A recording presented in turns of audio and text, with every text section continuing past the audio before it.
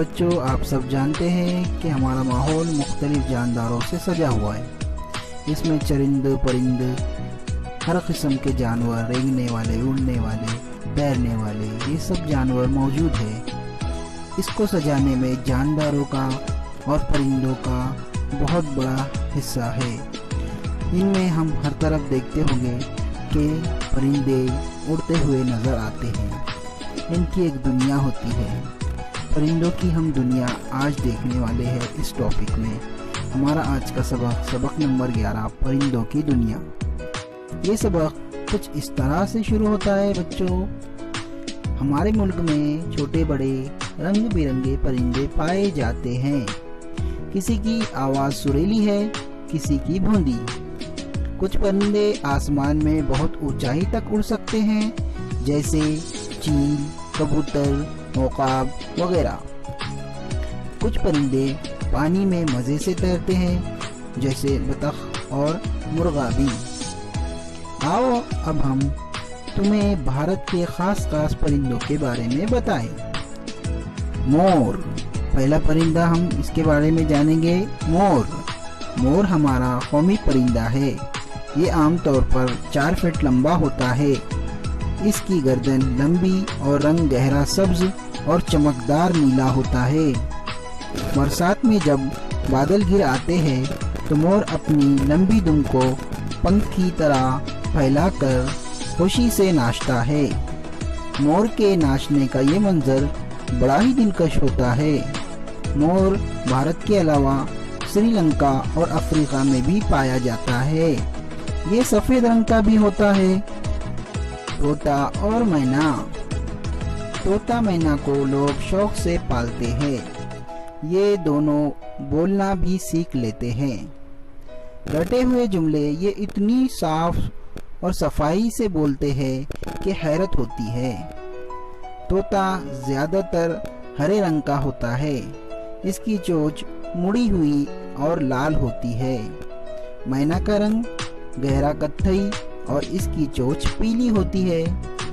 کسی علاقے میں کالے رنگ کی مینا بھی پائی جاتی ہے۔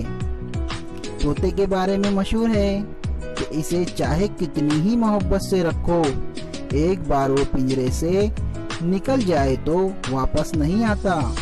اس لیے بے مروت شخص کو طوطا چشم کہتے ہیں۔ ہماری زبان کا محاورہ طوطے کی طرح آنکھیں پھیر لینا بھی اسی لیے بنا ہے۔ اگلا پرندہ کبوتر۔ کبوتر کو امن کی نشانی سمجھا جاتا ہے۔ کبوتر کئی رنگ اور نسل کے ہوتے ہیں۔ یہ ان پرندوں میں سے ہے جو جھنڈ بنا کر رہتے ہیں۔ اس کی آواز غٹرغوں جیسی سنائی دیتی ہے۔ پرانے زمانے میں کبوتر کے ذریعے ایک جگہ سے دوسری جگہ پیغام بھیجنے کا کام بھی لیا جاتا تھا۔ مرغے اور مرغیاں، مرغے اور مرغیاں پالتو پرندے ہیں۔ مرغا صبح سویرے بانگ دے کر ہمیں جگاتا ہے۔ مرغیوں سے ہمیں انڈے ملتے ہیں۔ بگلا، سارس اور ہنس۔ بگلا، سارس اور ہنس ایک ہی طرح کے پرندے ہیں۔ بگلے کی ٹانگیں، چونچ اور گردن لمبی ہوتی ہے اور دم چھوٹی۔ بگلے ندی کے کنارے رہتے ہیں۔ یہ بڑے سیدھے سادے نظر آتے ہیں، لیکن موقع ملتے ہی مچھلیوں کو ہڑپ کر جاتے ہیں۔ سارس سفید ہوتا ہے۔ اس کے اوپری حصے پر کچھ لال پر ہوتے ہیں۔ اڑنے سے پہلے سارس کو ہوائی جہاز کی طرح زمین پر دوڑنا پڑتا ہے۔ ہنس بھی ایک سفید خوبصورت پرندہ ہے جو ہمیشہ اپنی ہنسنی کے ساتھ تالاب میں تیرتا رہتا ہے۔ کوا اور کوئل۔ کوا اور کوئل دونوں کالے ہوتے ہیں۔ کوا ذرا بڑا ہوتا ہے اور کوئل چھوٹی ہوتی ہے۔ کوا چالاکی کے لیے اور کوئل اپنی میٹھی آواز کے لیے مشہور ہے۔ جب آم کے درخت پر بور آتے ہیں تب کوئل کی کوکو سنائی دیتی ہے۔ بور یعنی پھول۔ قدرت نے پرندوں کا جسم ایسا بنایا ہے कि वो आसानी से उड़ सकते हैं। इनमें बाज़ परिंदे ऐसे होते हैं जो छोटे छोटे कीड़े मकोड़े खाकर हमारी फसलों की हिफाजत करते हैं।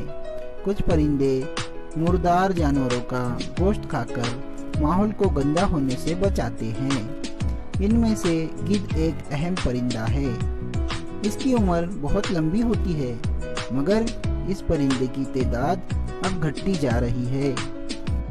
परिंदे आमतौर पर घोंसलों में रहते हैं। ये अपना घोंसला बनाने में बहुत मेहनत करते हैं। बाज़ परिंदे तो इतना खूबसूरत घोंसला बनाते हैं कि देखकर ताज्जुब होता है। इनमें सबसे ज़्यादा कारीगरी से बनाया हुआ घोंसला बिया का होता है। बिया एक छोटा सा परिंदा है। एक ही दरख्त पर तरह तरह के परिंदे रहते हैं। सबके घोंसले की बनावट अलग होती है। किसी का घोंसला टोकरी की तरह तो किसी का बोतल की तरह होता है। ऐसे परिंदे भी हैं जो अपनी लंबी चोंच से दरख्त के तने में सुराख करके अपना घर बनाते हैं। प्यारे बच्चों, जरा सोचो कि इन खूबसूरत परिंदों के बगैर दुनिया कैसी लगती। नाचता मोर, कूकती कोयल, बोलते तोता मैना, पानी में तैरती बतखें, हवा में उड़ते कबूतर और चहकती चिड़िया। देखकर कितना मजा आता है। ये परिंदे हमारे माहौल को खुशगवार बनाने में मदद करते हैं। हमारा फर्ज है कि हम इनकी हिफाजत करें।